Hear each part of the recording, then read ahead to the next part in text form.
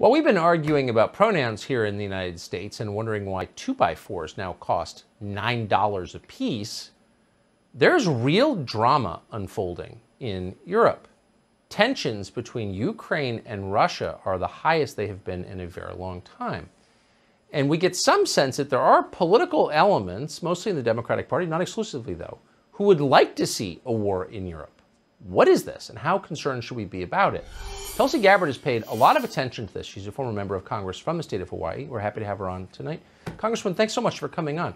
So is this conflict moving toward war, and are there leaders in this country who would like to see that, do you think? It is moving in a very dangerous direction, and the question for the American people is, are we willing to go to war with Russia on behalf of Ukraine? And we need to understand that such a war would come at a cost beyond anything that we can really imagine.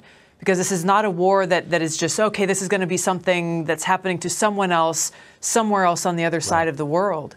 No, this is something that will directly impact me and you, Tucker, every single one of your viewers, and all of our loved ones. And this is a war that is not a game. It's a war in which there are no winners, because you've got, thousands of nuclear weapons that the United States has aimed towards Russia.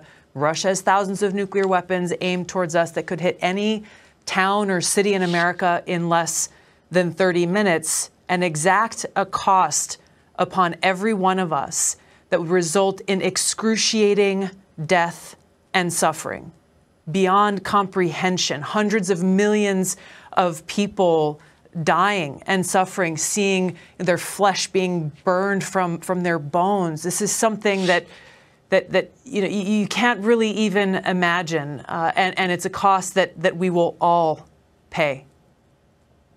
Why in the world would we ever contemplate going to war with Russia, honestly?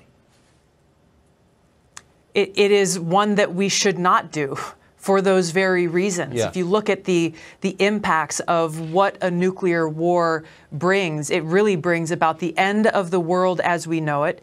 And our leaders should understand this consequence and take it seriously. And this is why President Biden, instead of continuing to escalate tensions and continuing this new Cold War between the United States and Russia, he needs to de-escalate these tensions, kind of, take the heat out of it and actually focus on bringing an end to this new Cold War. Because if he doesn't, then it's not a question of if we go to war with Russia, if this war ends up with a nuclear holocaust.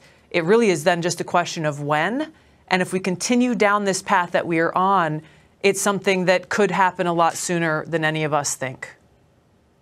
I'm just amazed by the magnitude of the stories that all of us are missing, including those of us who are paid to follow this stuff, and especially this story. And so I appreciate how you so crisply and wisely assessed that. It's terrifying. Thank you. Tulsi Gabbard of Hawaii joining us tonight.